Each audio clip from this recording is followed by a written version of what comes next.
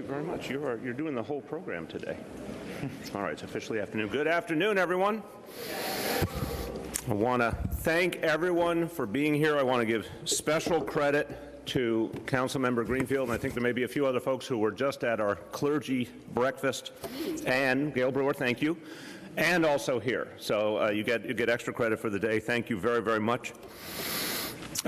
We have several pieces of legislation today that we held the formal public hearing for. Previously, we'll do the bill signing now, and then other legislation where there'll be both the hearing and the signing. So let's get down to business.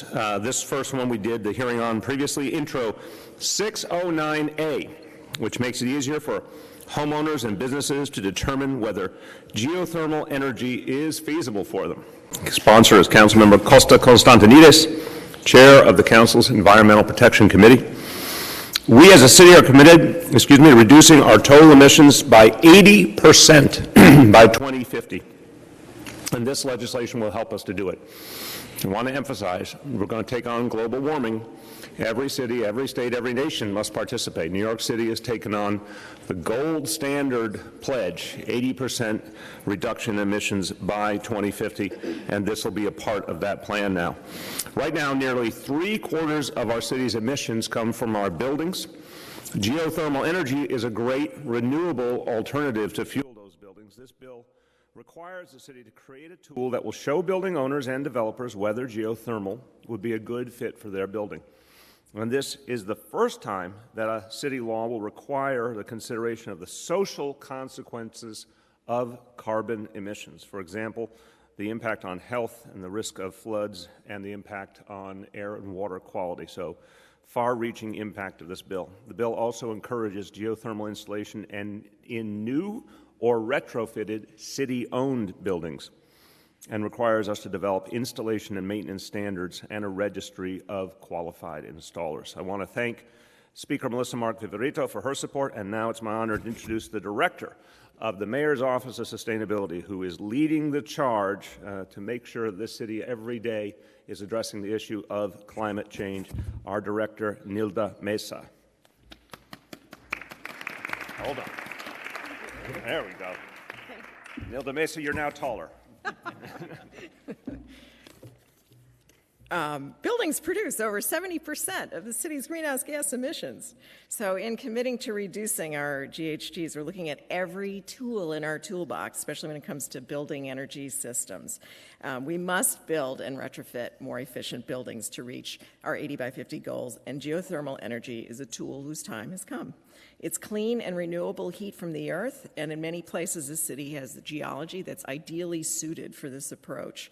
Below the Earth's surface, the temperature is stable throughout the year. It's the same phenomenon that keeps a basement cool in the summer. Taking advantage of it allows us to shave off the heating and cooling peaks through the year. We can pick up heat and circulate it in our buildings during winter and dump the heat back into the ground during the summer. Owners need the information to decide whether this strategy works for them. We're very happy to have had the opportunity to collaborate with Chair and Council Member Constantinides and his wonderful team in shaping this bill. We are incredibly proud of how it turned out. This is truly a case where the sum was greater than the parts at the end of the day, and we look forward to continuing our collaborations. Thank you very, very much. And now, so again, so much of this work will also involve the work of the city and city buildings. It's my pleasure to introduce Fenyoski Peña Mora, the Commissioner of the Department of Design and Construction. Welcome. There you go. DDC. Thank you, Mayor. The Department of Design and Construction is committed to developing high-performance buildings to emphasize energy-saving technologies. Working together with our sister agencies and the private sector, we are committed to reaching Mayor de Blasio's goal to reduce greenhouse emissions to 80% of the 2005 levels before 2050. This bill will provide a key tool towards helping us achieve this goal. Geothermal energy is the most widely recognized clean and available renewable energy resource. Our completed DDC projects, such as the Brooklyn Children's Museum, Wicksville Heritage Center, Staten Island Museum at Snug Harbor in Staten Island, and Queens Botanical Garden demonstrate the success of using geothermal within the city. The online screening tool in this bill will make the determination of the geological feasibility of installing a geothermal system accessible to all members of the public. DDC looks forward to continuing to champion, design, and build geothermal systems in city-owned buildings. We also look forward to collaborating on the establishment of standards for installation of geothermal systems and a public registry of qualified installers. I thank Mayor de Blasio and the City Council for their vision and leadership for this very important bill. Thank you very much. Now the man of the hour, Chair of the Environmental Protection Committee and the sponsor of this bill, Councilmember Costa Constantinides.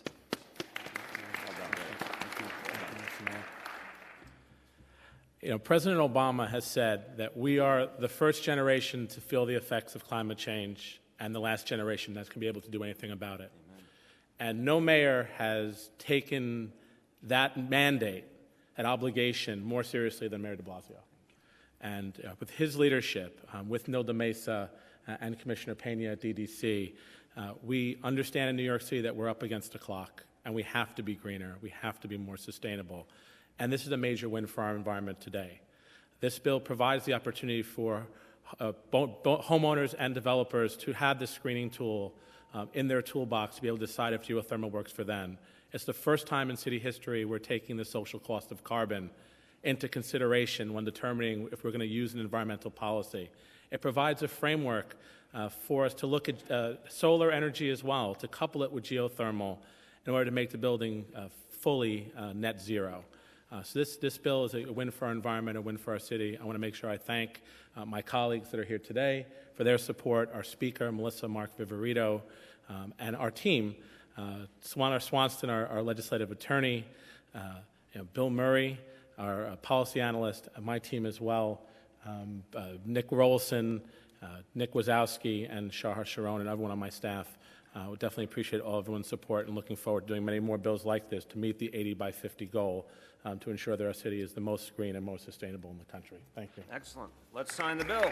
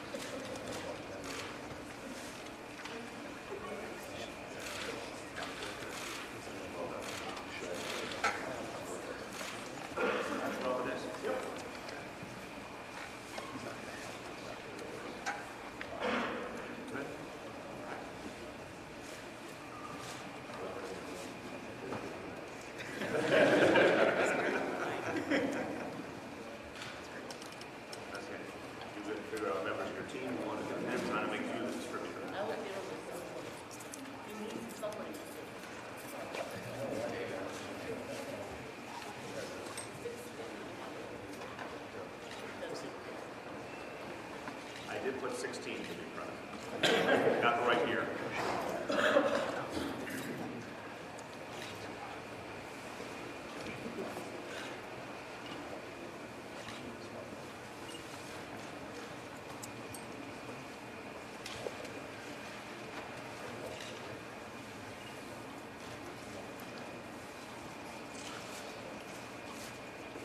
Legislation is now law.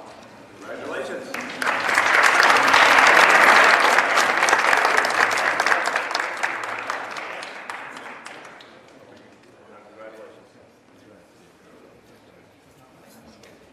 What's that?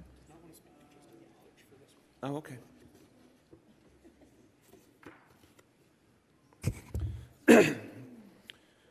Okay, now we're going to talk about Intro 65A. We also held a hearing on this 2 weeks ago. And Intro 65A allows me to authorize reimbursement of non-public schools, including private and religious schools for the cost of security guard services. Sponsor is Councilmember David Greenfield. I also want to thank one of the additional sponsors, Councilmember Mark Levine, for their support. Non-public schools with 300 or more students will qualify. The bill requires schools to report criminal activity and public safety related incidents to the NYPD and to work closely with the NYPD, being additional eyes and ears in the community and working carefully with NYPD to maximize our ability to work in every community of this city. The spending cap in this bill will be $19.8 million in the first full year of implementation, and we believe this will help both NYPD and other agencies to keep our communities safer. I want to thank Councilmember Melissa Mark Viverito for her support, and now my pleasure to introduce Councilmember David Greenfield. Congratulations. Thank you very much. Thank you, Mayor de Blasio. Thank you for demonstrating that city government can come together and provide one of the most fundamental services of all, school safety, to the breadth of New York City's school children, no matter where they attend school. By signing Intro 65A today, you're keeping hundreds of thousands of additional children safe from harm. You're giving hundreds of thousands of families a newfound peace of mind and deploying hundreds of additional trained, equipped, and fairly paid security officers in every single one of our neighborhoods to protect the most vulnerable. Our city's over 1 million public school children are protected by school safety agents, employees of the NYPD, no matter where their schools are located, no matter how many students those schools educated, no matter what threats they face or the economic environment. No matter how likely each of these agents is to stop a crime or save a child from harm, it's an investment well worth the cost and one of the best that we can in city government to protect children from any harm. Our city's nearly 300,000 non-public school children account for nearly 1 in every 5 New York City school children. They come from different backgrounds. They attend non-public schools for a variety of reasons. Our government, city, state, and federal have long determined that basic investments in non-public schools are sound, constitutional, and beneficial to school children and society at large. These include school books, transportation, nurses, breakfast, lunch, school crossing guards, basics that all kids need as part of a safe and healthy, productive environment, no matter where they attend school. Intro 65A is a common sense measure that further solidifies our promise of a safe and healthy learning environment for our school children by providing school security officers to non-public schools of 300 or more students. This legislation will protect as many as 200,000 non-public school children in New York City, and I'm really proud that we're doing this today. I really want to thank again Mayor Bill de Blasio for recognizing the safety needs of children, whether they attend public or non-public schools. The mayor personally reached out to negotiate this bill with me. Every public school has a security guard. Now most non-public schools will have security guards as well. I really want to thank Melissa Mark Viverito, our great speaker, for her steadfast support. She literally met with myself and other members a half a dozen times over the 21 months since we introduced this legislation to guide us towards passage of this bill. And thanks to the mayor and the speaker and my colleagues, we are making all of New York's children safe today. I also want to thank our great elected leaders who joined with us. I want to thank our public advocate, Letitia James. My bill actually had more sponsors than any other bill in the City Council, 45 co-sponsors. There were 5 members, however, who really went above and beyond. I want to thank our Public Safety Chair, Vanessa Gibson. She's a phenomenal leader. She really went out of her way to give me advice and help on this. Thank you so much for what you did. I want to thank our Jewish Caucus Chair, Mark Levine. He was really incredible. He sat with me since the very inception and worked every day to pass this bill along with me. Our Finance Committee Chair, Jalissa Ferreras, she gave me invaluable advice. Our Majority Leader, Jimmy Van Bramer, he kept pushing me week after week, and I'm so grateful for that. And another one of my colleagues, Richie Torres, who really kept pushing me day in, day out. And I also, it literally takes a huge coalition to get something like this done. I want to thank other elected officials whose endorsements we got for this bill: Controller Scott Stringer, Borough President Eric Adams of Brooklyn, Ruben Diaz of Jr., Melinda Katz of Queens, and of course Gail Brewer of Manhattan, who supported us as well. Thank you, Gail, as well as Congresswoman Grace Meng and the Bronx and Brooklyn Democratic leaders.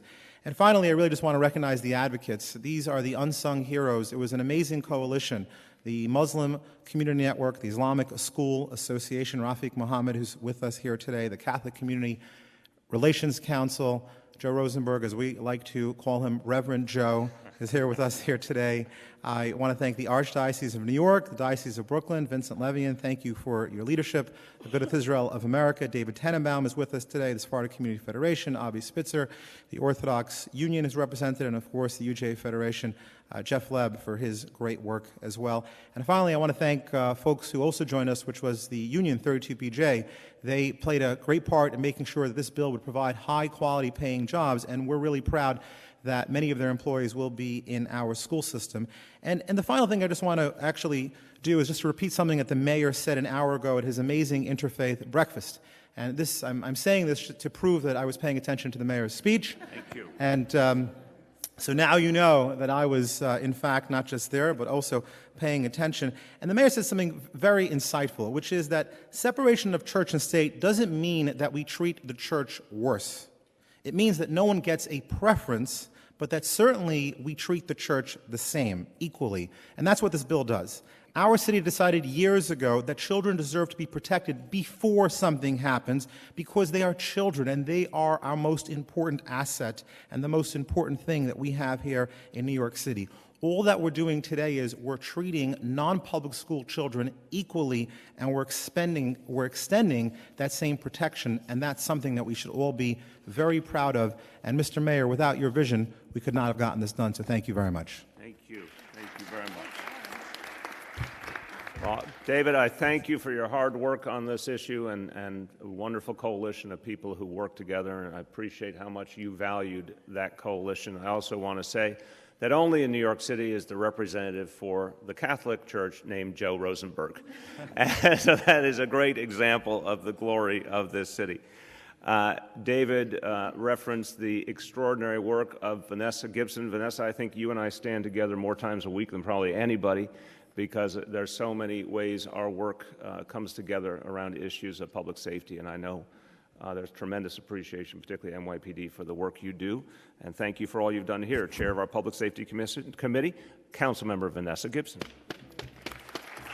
Oh, it's sticking today. It's sticking today.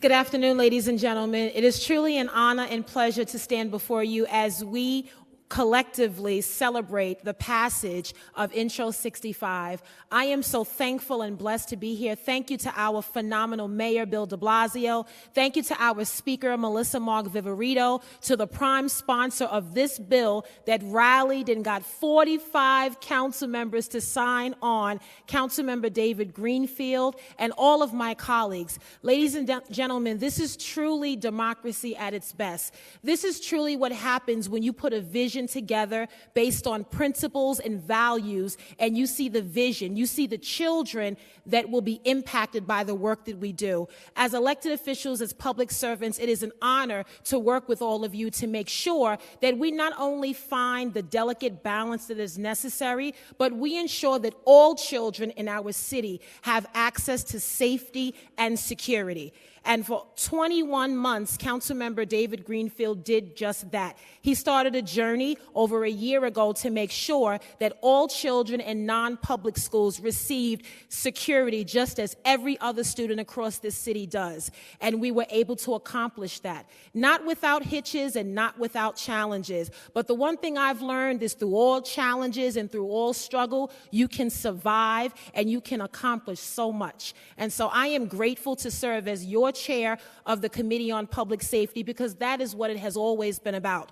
With the national conversation that we have across this nation around public safety, it is important for our city and this administration to be extremely aggressive in our approach to make sure that we provide valuable services in the form of security for all of our children. And that's what Intro 65 always sought to do. And so I am thankful to have been a part of this process and all of the advocates and the trailblazers and the pioneers that really stood tall through this process, that never gave up, that recognized that our children deserve our leadership no matter what. Thank you for standing with us. Thank you for never giving up on our children. Intro 65 will go a long way in making a significant difference, and I am so proud and honored to have been a part of that process. Thank you, everyone. Congratulations to our mayor and our speaker. This is truly a democracy and truly a city council and an administration that works on behalf of all New Yorkers. Congratulations, and thank you once again.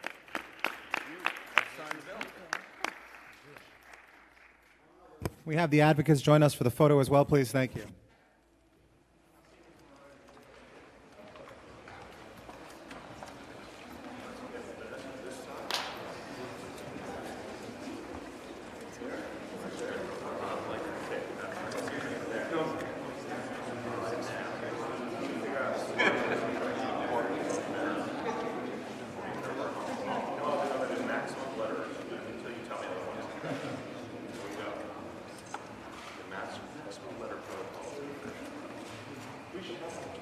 Yes.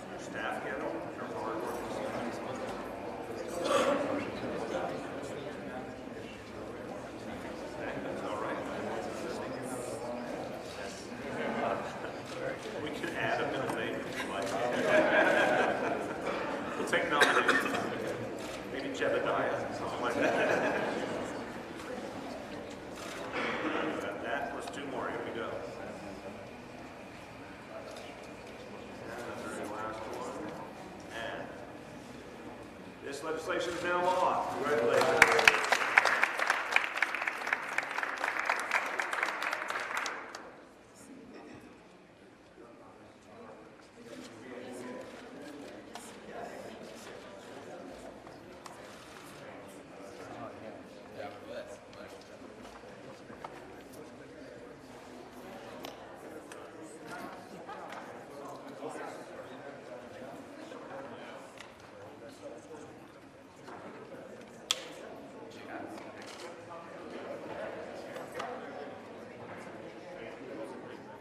Huh? That was very moving, wasn't it? Yeah, Reverend Joe. That's right. Okay. Here we go now. Okay, next. Excuse me. Let's clear it away here. We got the next bill. Lots of democracy going on here. This next one we also had a hearing on 2 weeks ago. This is Intro 128, which requires the city's Economic Development Corporation to share the annual job creation reports with the city's community boards. The sponsor is Councilmember Fernando Cabrera.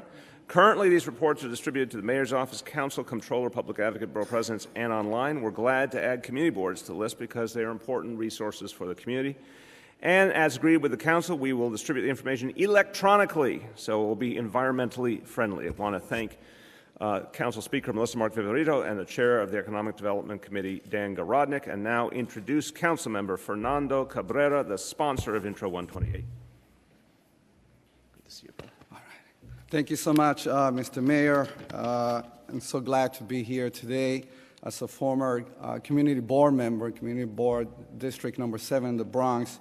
Very proud to stand here. And I want to thank the mayor for his advocacy and being a champion for our community boards, and my speaker, Melissa Mark Viverito, for her help in making sure that this bill became a reality. Currently, a job creation and retention report is provided to the mayor, to the council, the city controller, the public advocate, and the borough president.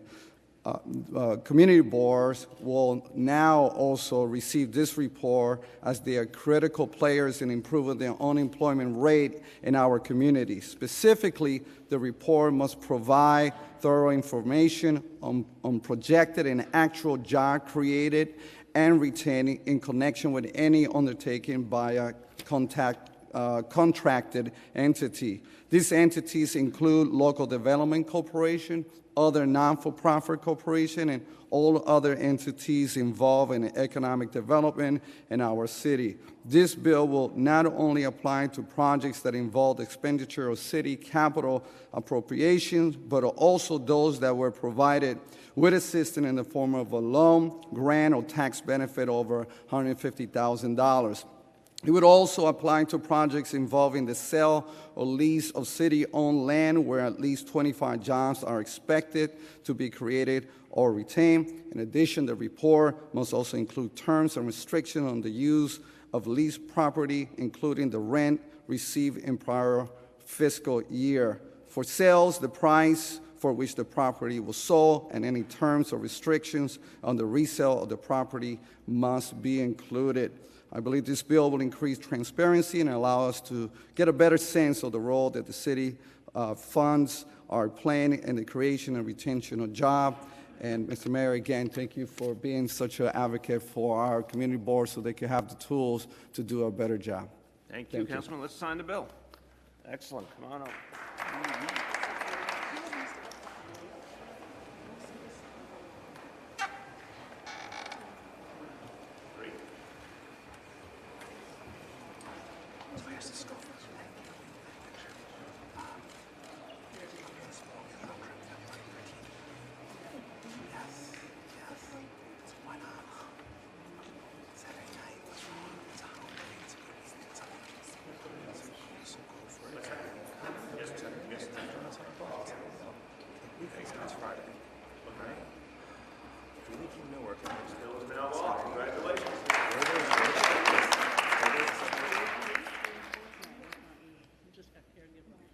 Okay, here we go. Now, next, okay, now these are bills we have not had the hearing for previously. Intro. 108A adds the phrase caregiver to the categories protected by New York City's comprehensive human rights law. So we're adding an important category to the human rights law. New Yorkers can no longer be fired, demoted, or denied promotion because they're caring for a child or dependent relative or are perceived to be doing so. The sponsor is Councilmember Debbie Rose. I want to say what I think we all know, that our caregivers are unsung heroes. They literally keep families together in times of distress, and it's critical that we give them the employment protection they deserve. This is consistent with our values, and it's consistent with other actions we've taken, like paid sick leave, that we were so proud to enact last year, or 2 years ago. Today and every day, we say loudly and clearly, employers should focus on qualifications, not characteristics. They should look at someone's ability to do the job, not other factors.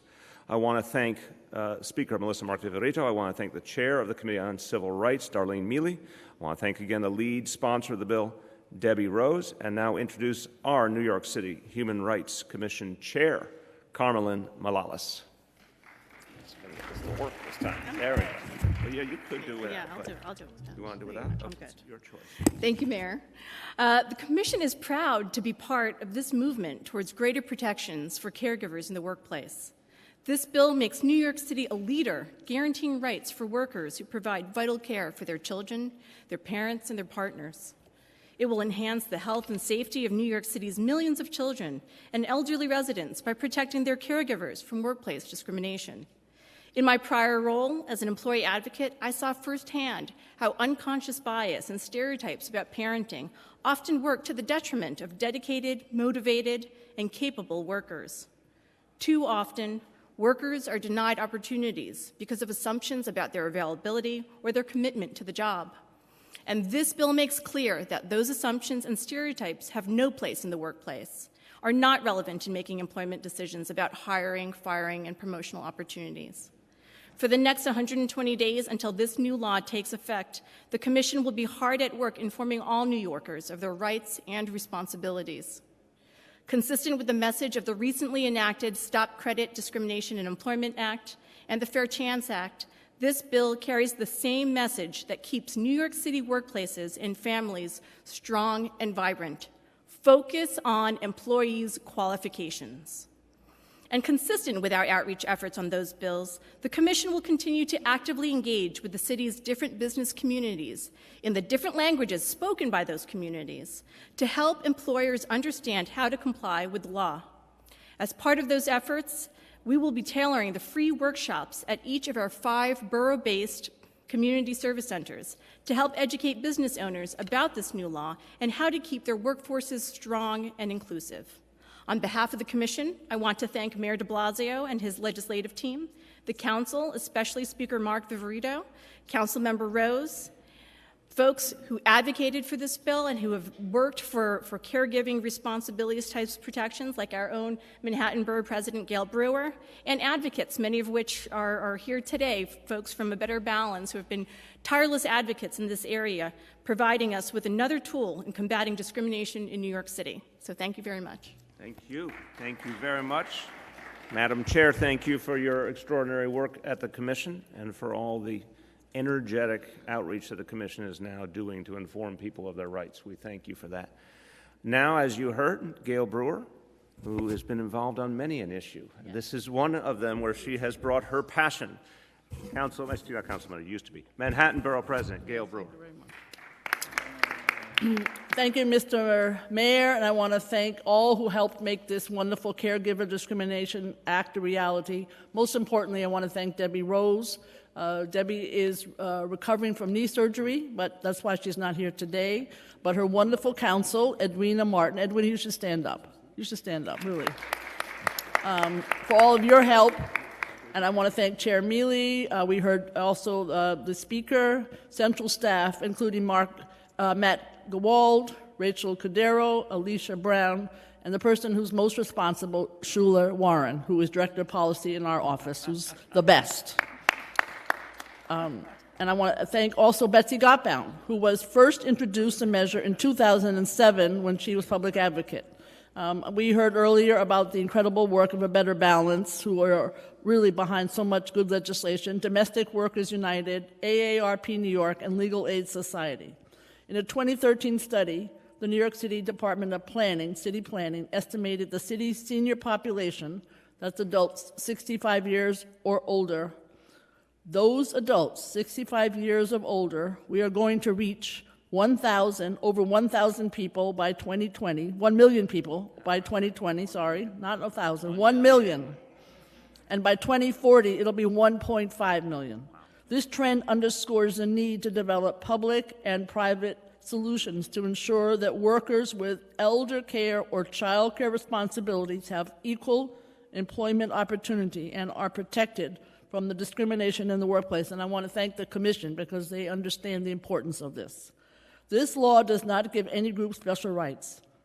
It simply requires employers to treat workers who have caregiving responsibilities the same way that they would treat other employees.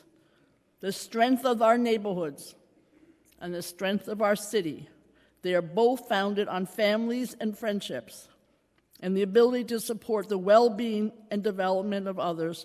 And that's why this law is so important. And I want to thank everyone who made it possible. We heard earlier about credit issues being addressed. We heard about a fair chance, so people who have records, their issues and their concerns are being addressed thanks to the mayor, thanks to the City Council. And here's one more opportunity to make sure families are safe and have rights and can protect their own families.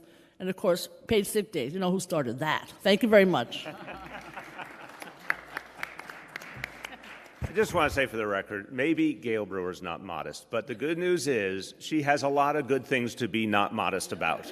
So let's give her a round of applause and thank her for her leadership. Come on over.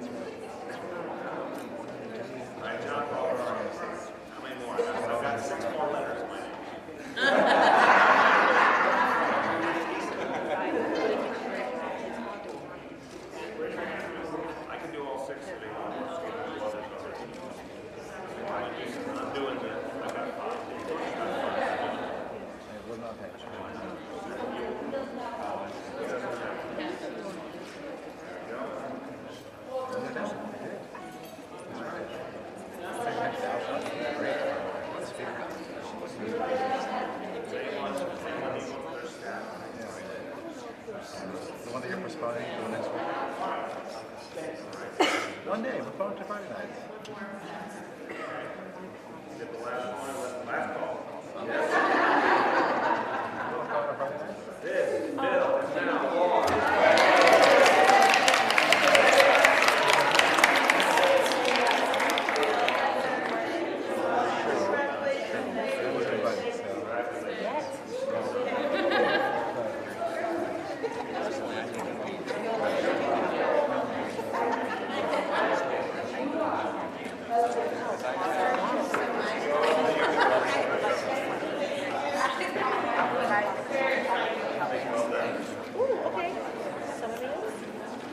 We gotta have fun with Bill signings, don't you think? Yeah. Make them fun. Okay, here we go. We've got several more now. First, we're going to discuss a pair of bills. All right, everyone come to order here. We got a little more work to do. We've got a pair of bills that do something very important in terms of public safety, protect New Yorkers by cracking down on hit-and-run drivers. Together, these two pieces of legislation will advance our Vision Zero goals of ending traffic deaths and injuries on our streets. Sponsor is Councilmember Jimmy Van Bramer. Intro 603A increases civil penalties for leaving the scene of an incident without reporting it. Offenders in incidents involving property damage will be subject to civil penalties resulting in fines between $500 and $2,000. Offenders in incidents involving injury or death will be subject to civil penalties resulting in fines between $1,000 and $20,000.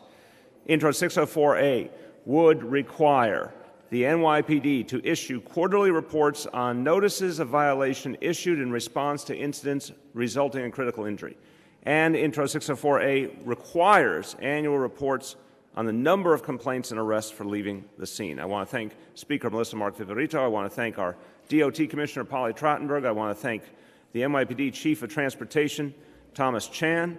And now my honor to introduce the lead sponsor and the Majority Leader of the City Council, Jimmy Van Bramer. Thank you very much. Thank you very much for those raucous applause, Mr. Mayor.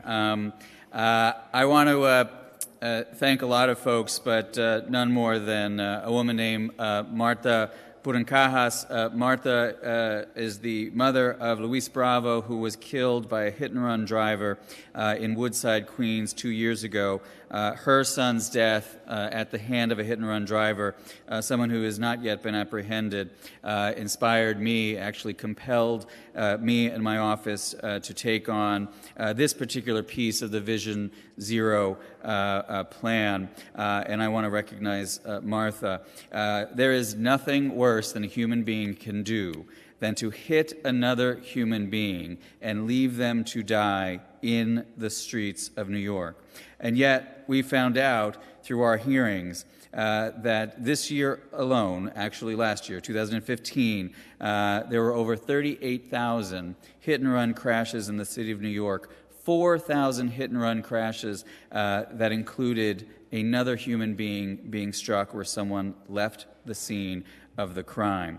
And this bill strengthens a bill that we passed 2 years ago, the Justice for Hit-and-Run Victims Act, which established for the first time civil penalties for folks who leave the scene of a crash.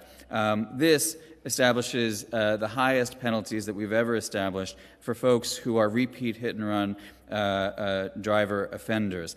And just in case anyone thinks that there isn't this, I want to offer the case of Jack Montalbano, who was a driver who in 2008 struck and killed a pedestrian at 41st and 9th Avenue, leaving the scene of that murder. 5 years after that, in 2013, at the exact same intersection, 41st and 9th, the exact same driver, Jack Montalbano, hit and killed another pedestrian. Later, Jack Montalbano was arrested a third time in a hit-and-run collision while driving while intoxicated. Those drivers must be taken off the road. Vision Zero must be accomplished. I'm proud of Intro 603, a bill that establishes penalties of up to $20,000. Again, these numbers are not meant to in any way value a life of Luis Bravo or anyone else, but instead to establish a deterrent and to make sure that we're taking every stand that we possibly can. And also Intro 604, it requires annual reporting, significantly increased reporting from the NYPD on collisions and hit and runs, which we're also very proud of. So I want to once again thank Mayor de Blasio, Commissioner Trottenberg.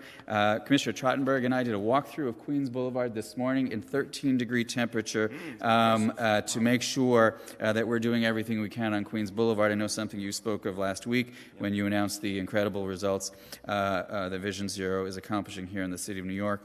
Speaker Melissa Mark Viverito, Transportation Chair Donis Rodriguez, all of my colleagues who have passed amazing bills today. But most of all, I want to thank all of the families who have advocated and worked so hard to make sure that we're passing bills like this to make our streets safer for every single New Yorker. And I want to thank my amazing staff, my Chief of Staff, Matt Wallace, my Deputy Chief of Staff, Jason Banray. Stephen Miller is my new Legislative and Budget Director. He's been with me 10 weeks, and he's already passing meaningful pieces of legislation. So thank you to all involved. Thank you, Mr. Mayor. Thank you.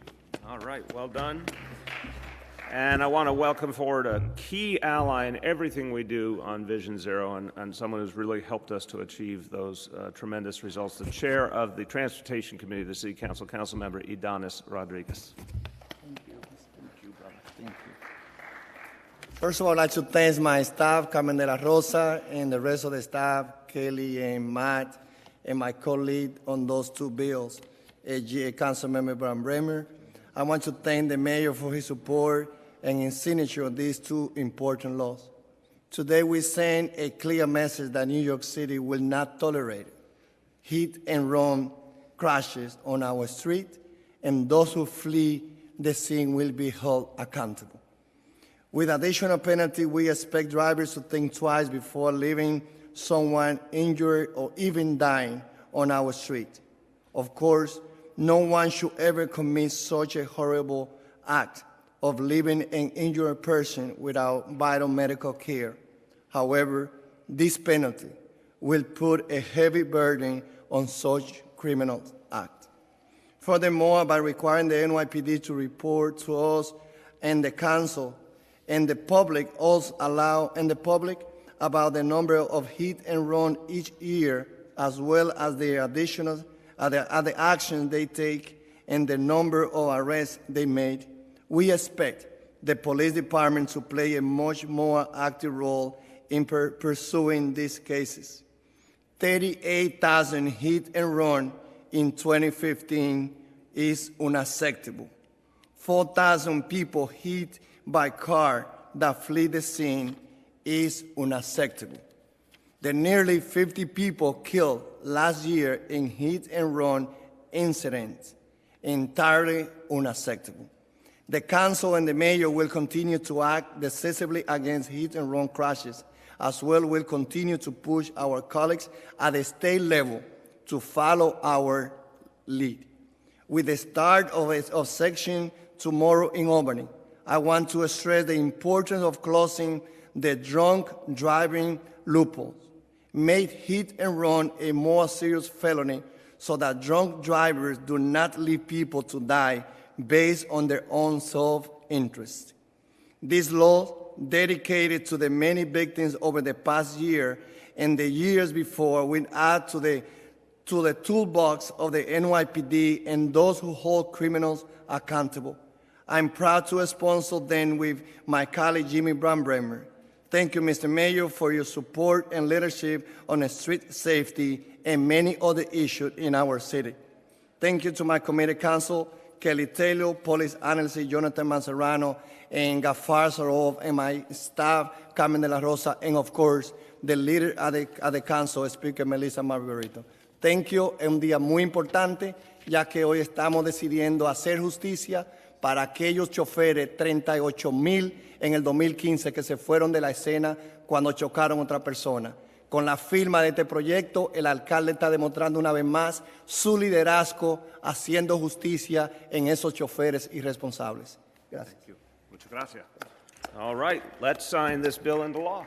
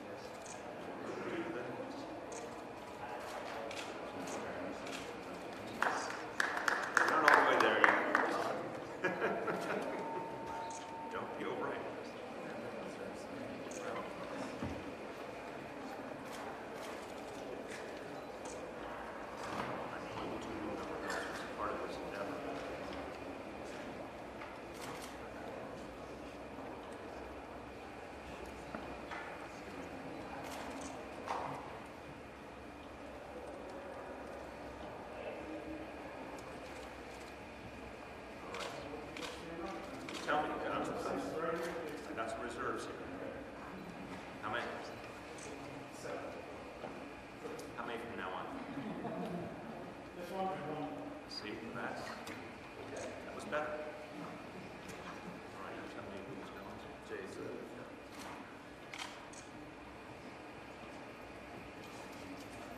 Anyone remember? There you go. Amen. That's a good building. Jimmy? One left. It's about to happen. This one, right? This one, right? What do I do with this one? Same number. Same number. Excuse me. 9 total. I have 3 pens though. See, we have these conflicts every time. It's like a math equation. How do you sign with 9 pens and you only have 3? I'm going to keep giving it to Jimmy unless you tell me otherwise.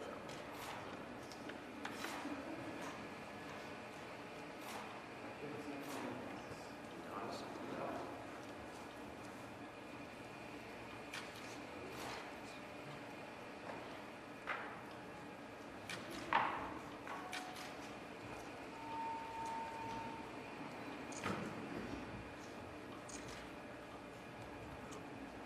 How many more? 2 more total?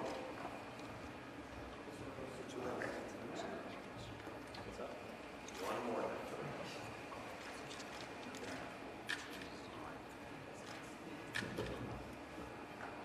Bill is now off. Okay.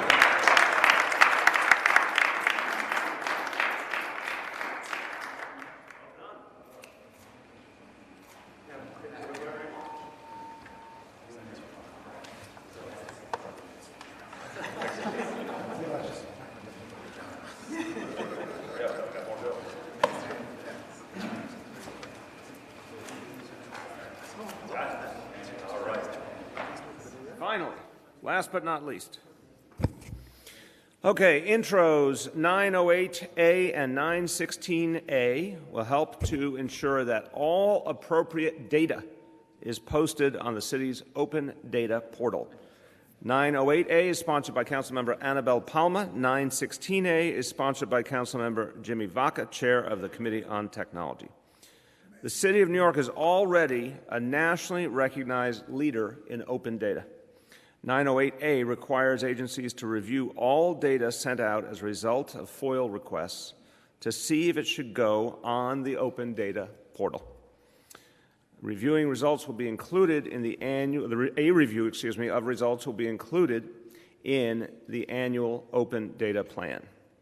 Intro 916A will require the mayor to designate an office or agency to examine and verify certain agencies' compliance with the open data law. The Commissioner of the Department of Investigation will approve the implementation plan. I want to thank Speaker Melissa Mark Viverito. I want to thank Ann Roast, our Commissioner for the Department of Information Technology and Telecommunications, Commissioner Mark Peters, Department of Investigation, my counsel, Maya Wiley, our Director of the Office of Operations, Mindy Tarlow, our Director of the Office of Data Analytics, Dr. Amin Ra Mashariki, and sponsor of 908A, Annabelle Palma. And it's my pleasure to introduce the Chair of the Committee on Technology, Jimmy Vaca. Hold on, we got that. All right. Thank you. Thank you for recognizing us vertically challenged people. It's all good. We're all in this together. I want to thank you. It's great to be back here, Mr. Mayor, and having another bill signed that I introduced, and also having 2 bills that my Committee on Technology passed. Open data is probably not exactly a controversial thing. I think that the City of New York, though, leads the way when it comes to getting information out there so we have greater transparency. People know what agencies are doing. People have a way of becoming engaged in how agencies perform and assessing that performance. So the legislation we passed several weeks ago, consisting of 5 bills, really started to address issues that we think we've identified through our committee that pertain to open data information and dissemination of that information. Today, we are basically dealing with accountability. There's no real way of gauging how well we do unless agencies are held accountable, and we can make sure that those agencies toe the mark when it comes to posting the information that has to be posted in a timely and responsible way. And the legislation I've introduced does that by having a mechanism in the city so that agencies will be held accountable and we can get that information as soon as possible in an understood way. And the legislation by Councilmember Palmer that my committee reviewed and passed and had hearings on deals with FOIL requests. FOIL is Freedom of Information Act. And many times, open data can contain things which people may wait weeks and months to get through a FOIL request. Well, why make that FOIL request when they're probably entitled to that data up front through the open data portal? So we deal with that issue in Councilmember Palmer's legislation that my committee reviewed and passed. So, Mr. Mayor, I hope you'll sign both of these bills. We think that they push the city even further ahead of so many other municipalities in the country. I want to thank the staff that did a fantastic job. Brad Reed, our attorney, is just phenomenal, and I'm so glad he's been our committee counsel since I took over this committee. Stacy Gardner, my deputy chief of staff and legislative person, all have been really great. I want to thank the committee members, and I want to thank your administration as well, and I look forward to you signing the bills. Thank you. Thank you very much, Council Member. Before signing the last bill, I just want to say a few words in Spanish, just summarizing the various pieces of legislation that we worked on today. Hoy estoy firmando varias leyes para mejorar la calidad de vida en nuestra ciudad. Estas leyes dan más información y apoyo para que los caseros usen energía geotérmica. Reembolsos a las escuelas no públicas por guardias de seguridad. Mejor comunicación entre la Cooperación de Desarrollo Económico y las juntas comunitarias. Más protección laboral para cuidadores de personas. Sanciones más severas para conductores que huyen después de causar lesiones o daños a la propiedad. Y más información en el portal de data abierta de la ciudad. With that, let's sign the last pieces of legislation.